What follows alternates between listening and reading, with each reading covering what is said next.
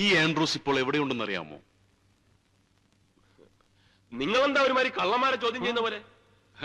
ഞാൻ പറഞ്ഞല്ലോ, എനിക്ക് വേണ്ടി നിങ്ങൾ ഒരു 10 മിനിറ്റ് ബുദ്ധിമുട്ടണമെന്ന്. പ്ലീസ്. ബോംബെയിൽ എവിടെയുണ്ട്? ഓക്കെ. ഇനി എനിക്ക് ഒരു കാര്യം കൂടി അറിയേണ്ടതായിട്ടുള്ളൂ.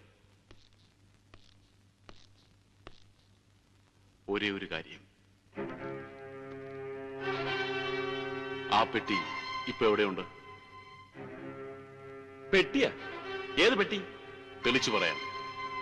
ആൻഡ്രൂസ് സേതുവിന്റെ കയ്യിൽ കൊടുത്തുവിട്ടില്ലേ ഒരു സമ്മാനം, അമ്മച്ചിക്കുള്ള ക്രിസ്മസ് സമ്മാനം? അത് തന്നെ.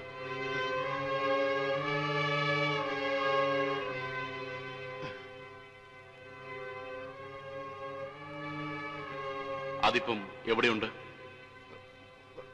അത് അമ്മച്ചിയുടെ ഉണ്ടോ? അതവിടെ ഇല്ല. എനിക്കറിയാം. സേതു അത് അമ്മച്ചി ഏൽപ്പിക്കാതെയാണ് പോയിരിക്കുന്നത്. ഏൽപ്പിച്ചിട്ടില്ലെങ്കിൽ ഇല്ല. അങ്ങനെ ഒരു പെട്ടിയില്ല, സമ്മാനമില്ല.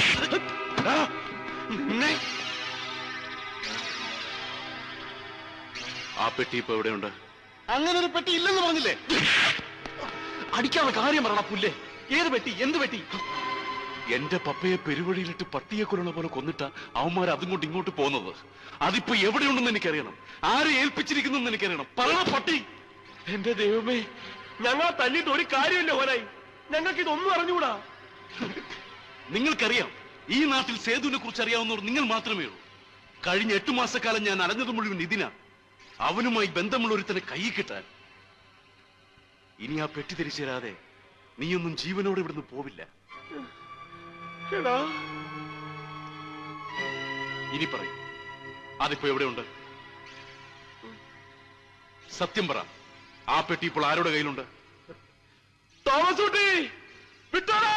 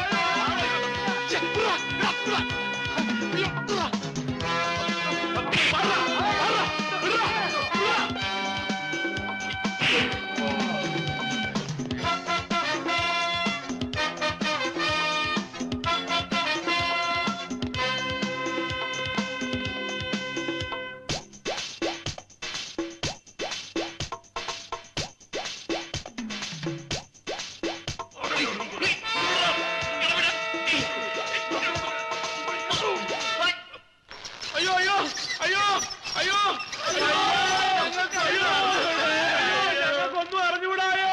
ഞങ്ങൾക്ക് ആരെ അറിഞ്ഞുകൂടായേ? അയ്യോ, ഞങ്ങളെ രക്ഷിക്കണേ. അയ്യോ, അറിയാൻ പാടില്ലായിരുന്നെങ്കിൽ നേരെ നിർത്തിയാൽ തന്നെ ഞങ്ങൾ പറഞ്ഞേനെ. അവരെയൊക്കെ അറിയാമെന്ന് പറഞ്ഞ വെറുതെ കള്ളമാണ്.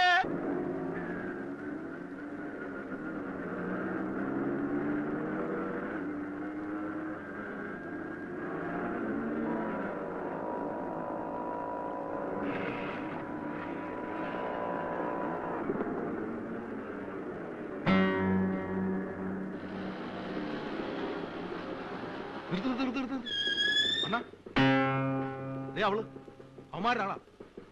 വണ്ടി എടുക്കണം. അവന്മാരിപ്പോ എവിടെയുണ്ട്? വേറൊന്നിനുമല്ല, അണ്ണനും അണ്ണന്റെ കൂട്ടുകാർക്കും അവരെ ഒന്ന് പരിചയപ്പെടണമെന്ന്.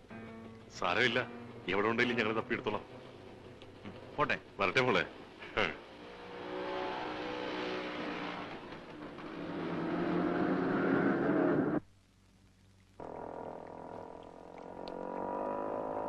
ഗോവിന്ദൻകുട്ടി ഉണ്ടോ? ഇല്ലല്ലോ, രാവിലെ ഒരാൾ വന്ന് കാറ് കയറ്റി കൊണ്ടുപോയതാ. എന്താ? ഇനി അവരാരെങ്കിലും വന്നാ ഇവിടെ തന്നെ ഇരിക്കാൻ പറയണം. ഞാൻ ഉടനെ മടങ്ങി വരും. ശരി. ഗോവിന്ദൻകുട്ടി സാറിന്റെ ടൈം ബെസ്റ്റ് ടൈം. എന്റെ അമ്മേ! അയ്യോ, അയ്യോ, അയ്യോ!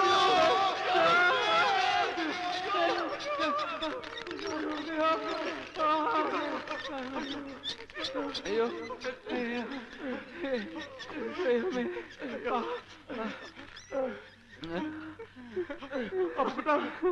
ഗോവിന്ദൻകുട്ടി, തോമസുകുട്ടി,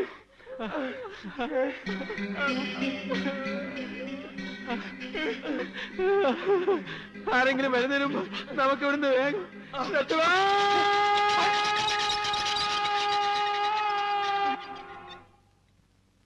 ഞാനിപ്പോ അവരുടെ 4 പേരുടെയും വീട്ടിൽ പോയി അന്വേഷിച്ചിട്ടാ വരുന്നത്. അവരവിടെ എങ്ങുമില്ല. ഒന്നുകിൽ പേടിച്ച് എവിടെങ്കിലും പോയി ഒളിച്ചിട്ടുണ്ടാവും, അല്ലെങ്കിൽ അവളുടെ ആളുകൾ അവരെ അപകടപ്പെടുത്തിയിട്ടുണ്ടാവും. ആ പാവങ്ങൾക്ക് എന്തെങ്കിലും സംഭവിക്കുന്നതിന് മുമ്പ് എനിക്ക് അവളെ കണ്ടുപിടിക്കണം. എന്റെ ഏട്ടന്റെ ആ കാമുകിയെ. എന്റെ മോളെ കാമുകയില്ല, ഒന്നുമില്ല. സേതുവിനെ പറ്റി ആരോ വേണ്ടാത്ത നുണകളൊക്കെ പറഞ്ഞു പിടിപ്പിച്ചിരിക്കുക മോളോട്. ഇല്ല അമ്മച്ചി, സേതുവേട്ടന് ഇവിടെ ഒരു പെൺകുട്ടിയുമായി പരിചയം ഉണ്ടായിരുന്നു. അത് സത്യമാ. സേതുവേട്ടന്റെ ലൈബ്രറിയിലെ മെമ്പർഷിപ്പ് കാർഡ് ഞാൻ കണ്ടു. അതിൽ ഏട്ടനെ ലൈബ്രറി ചേർത്തിരിക്കുന്നത് അവളാ, ഒരു ആനി ഫിലിപ്പ്. അവളെ കാണാൻ വേണ്ടിയാ സേതുവേട്ടൻ ലൈബ്രറിയിൽ ചേർന്നത്. അവിടെ വെച്ചാ അവര് തമ്മിൽ കണ്ടിരുന്നതും സംസാരിച്ചിരുന്നതും. ഈ കഥകളൊക്കെ കേട്ടപ്പോ ആദ്യം ഞാനും വിശ്വസിച്ചില്ല അമ്മച്ചി. പക്ഷെ ഇപ്പോ ഏട്ടനെ പറ്റി കൂടുതൽ അറിയാൻ തുടങ്ങിയപ്പോ അവര് പറഞ്ഞതൊക്കെ സത്യമാകാനാണ് വഴി. ഇല്ല മോളെ, അങ്ങനെയൊന്നും ഉണ്ടാവില്ല. ഉണ്ടായിരുന്നെങ്കിൽ സേതു അതൊന്നും എന്നോട് മറച്ചു വെക്കില്ല. എങ്കിൽ അമ്മച്ചി അറിയാത്ത ഒരുപാട് സത്യങ്ങളും സംഭവങ്ങളും ഇനിയുണ്ട്. ഏട്ടൻ അതൊക്കെ അമ്മച്ചിയിൽ നിന്ന് മറച്ചു വെച്ചത് എന്തിനാണെന്ന് എനിക്കിപ്പോഴും അറിഞ്ഞൂടാ. അമ്മച്ചിക്ക് തരാൻ സേതുവേട്ടന്റെ കയ്യിൽ ഒരു സമ്മാനം ഉണ്ടായിരുന്നു. ആൻഡ്രൂസ് കൊടുത്തുവിട്ട സമ്മാനം. ആ സമ്മാനം അമ്മച്ചിയെ ഏൽപ്പിക്കാതെയാ ഏട്ടൻ ഇവിടുന്ന് മടങ്ങിയത്. ഇനി ഒന്നുകൂടി അറിഞ്ഞോളൂ, ഏട്ടന്റെ ആ ആനി ഇന്ന് പഴയ ആനിയല്ല, ജോസ്ഫൈൻ ആണ്, സിസ്റ്റർ ജോസ്ഫൈൻ.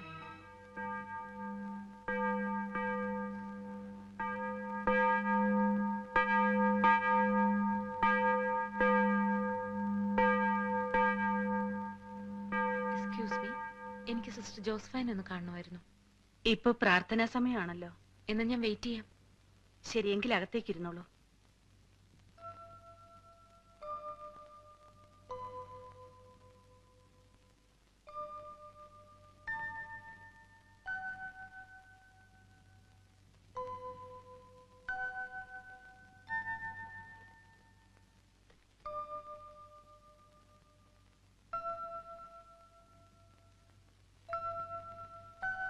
ആരാ?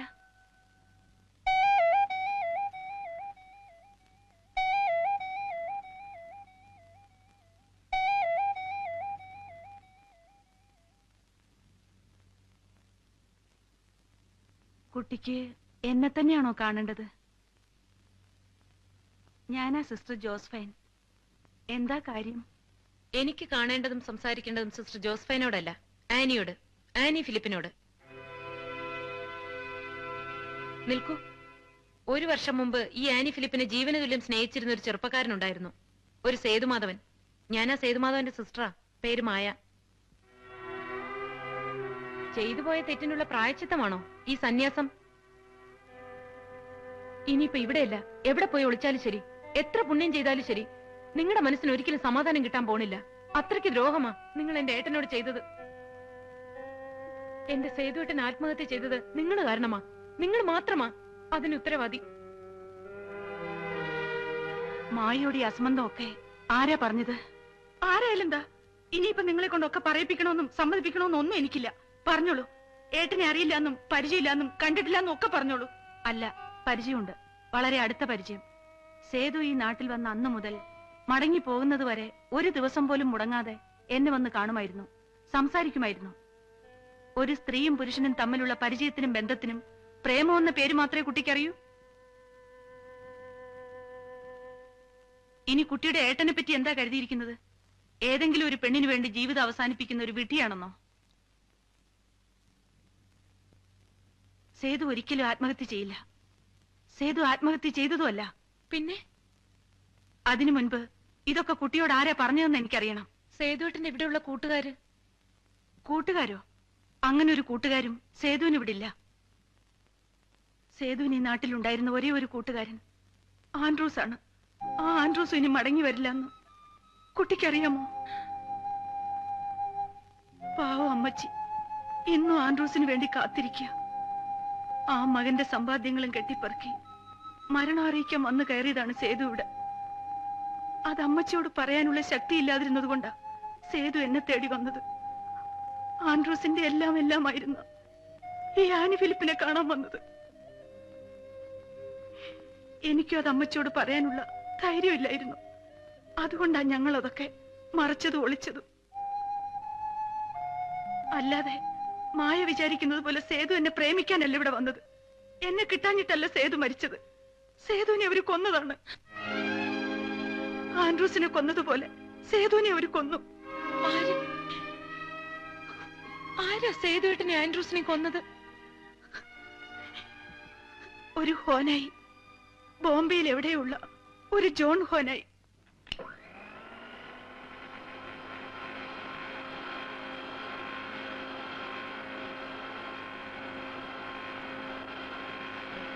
എനിക്കൊന്നും അറിഞ്ഞൂടാ, എനിക്ക് ആരും അറിഞ്ഞൂടാ, എനിക്ക് സേതുവിനെ അറിഞ്ഞൂടാ. ഞാൻ സത്യമാണ് പറയണത്, എന്നെ ഒന്നും ചെയ്യരുത്. അയ്യോ അയ്യോ അയ്യോ, എനിക്ക് ആരും അറിഞ്ഞൂടാ. അയ്യോ സത്യമാണ്. അയ്യോ അയ്യോ അയ്യോ അയ്യോ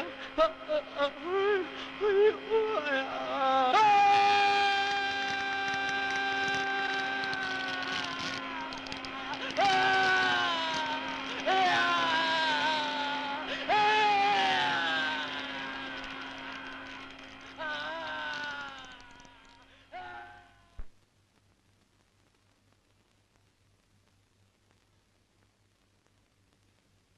ജോൺ ഹോനായുടെ അപ്പച്ചനും ആൻഡ്രൂസിന്റെ അപ്പച്ചനും ഹോങ്കോങ്ങിൽ പങ്കുകച്ചവടക്കാരായിരുന്നു.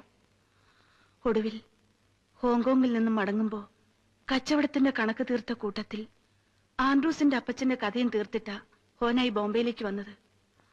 അവിടുന്ന് ഇതിന്റെയൊക്കെ ആരംഭം. അന്ന് അമ്മച്ചി ആൻഡ്രൂസിനെയും കൂട്ടി ബോംബെയിലുള്ളതെല്ലാം ഇട്ടെറിഞ്ഞ് ഇങ്ങോട്ട് പോന്നു. അപ്പ ആൻഡ്രൂസിന് വെറും 10 വയസ്സേ ഉണ്ടായിരുന്നുള്ളൂ. പിന്നെ ആൻഡ്രൂസിനേക്കാൾ വേഗം വളർന്നതും വലുതായതും മനസ്സിലെ പകയായിരുന്നു.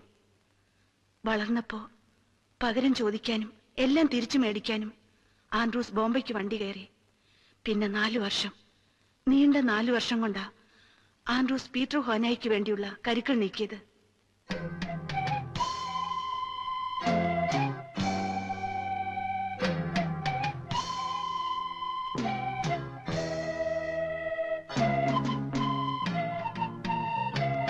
ബോംബെയിൽ ഹോനായിമാരുടെ ശക്തി എന്താണെന്ന് ആൻഡ്രൂസിന് നല്ലോണം അറിയായിരുന്നു. അതുകൊണ്ട് തന്നെ ബോംബെയിലെ മറ്റു വ്യാപാരികളെയും പീറ്റർ ഹോനായും തമ്മിൽ തെറ്റിക്കുകയാണ് ആൻഡ്രൂസ് ആദ്യം ചെയ്തത്. നിൽക്കക്കള്ളി ഇല്ലാതെ വന്നപ്പോ പീറ്റർ ഹോനായി തന്റെ സമ്പാദ്യങ്ങളും വാരിക്കെട്ടി മകനോടൊപ്പം നാടുവിടാൻ തീരുമാനിച്ചു. ഒടുക്കം ആൻഡ്രൂസ് കണക്ക് കൂട്ടിയതുപോലെ തന്നെ സംഭവിച്ചു. പീറ്റർ ഹോനായും അയാളുടെ മുഴുവൻ സമ്പാദ്യവും ആൻഡ്രൂസിന്റെ കയ്യിൽ തന്നെ വന്നു പെട്ടു.